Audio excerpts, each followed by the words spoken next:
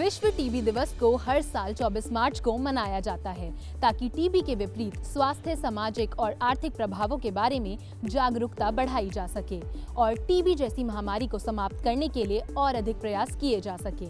विश्व टीबी दिवस 2024 की थीम है टीबी को समाप्त करना, सबका सहयोग, सबका नेतृत्व। Yes, we can end TB. इस दिवस के उपलक्ष्य में National Institute of Tuberculosis and Respiratory Diseases ने टीबी कॉन 2024 कार्यक्रम का आयोजन किया ताकि लोगों को टीबी के बारे में जागरूक किया जा सके।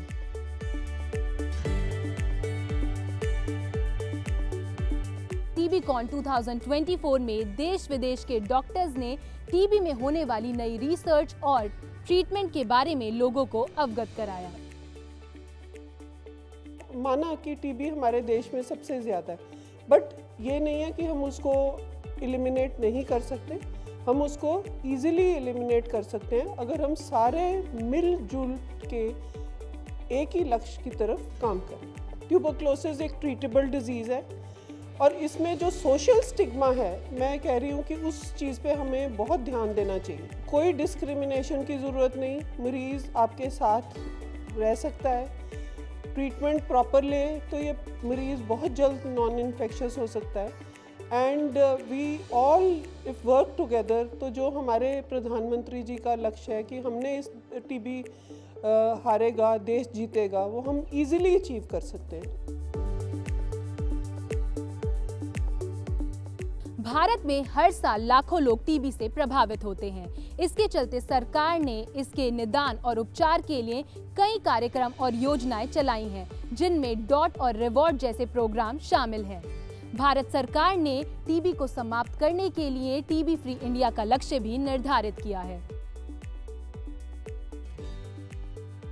किसी को भी खांसी 2 हफ्ते से ज़्यादा की है, बुखार है, वजन कम हो रहा है, रात को ठंड सी लगती है या मुंह से खून आ रहा है, तो इस बारे में हमें टीबी सोचनी चाहिए और ये मैसेज हर एक को बहुत क्लियर होना चाहिए कि वो लक्षण है जिसको हमें इग्नोर नहीं करना है और इमीडिएटली टीबी के बारे में सोचना है पहले और वो टेस्टिंग करनी है। और हमारे पूरे देश में फ्री ऑफ कॉस्ट गवर्नमेंट ने जगह जगह सेंटर बनाए हैं जहाँ मरीज जा सकता है, उसका जाँच होगी और उसके हिसाब से अगर उसमें टीबी निकलती है तो उसको फ्री इलाज भी दिया जाएगा। पूरा देश कवर्ड है इससे। कुछ मरीज़ ट्रीटमेंट शुरू करते हैं और 1-2 महीने में ठीक हो जाते हैं और वो छोड़ देते हैं या कभी लिया कभी छोड़ा।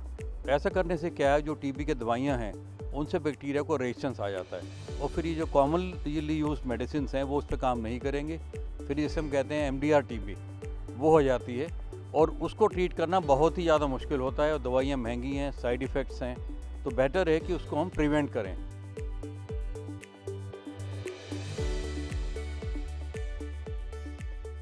नेशनल टीबी एलिमिनेशन प्रोग्राम के अनुसार 2025 तक हमें टीबी एलिमिनेट करना है। इसका मतलब ये है कि जितने भी टीबी केसेस इंसिडेंट्स हैं हमारे देश में 2015 के मुकाबले उनको हमें लगभग 90% कम करना है। ग्लोबल टीबी रिपोर्ट 2023 के हिसाब से 2022 में हमारे देश में लगभग 28 लाख टीबी के केसेस थे। इसलिए बहुत ज़रूरी है कि इस तरह के कॉन्फ्रेंस को हम करें और लोगों को जागरूक करें। जो डॉक्टर्स हैं, जो नए डॉक्टर्स हैं, पोस्ट ग्रेजुएशन कर रहे हैं, उनको इसके बारे में बताएं जिससे वो इस क्षेत्र में अपना योगदान दे सकें।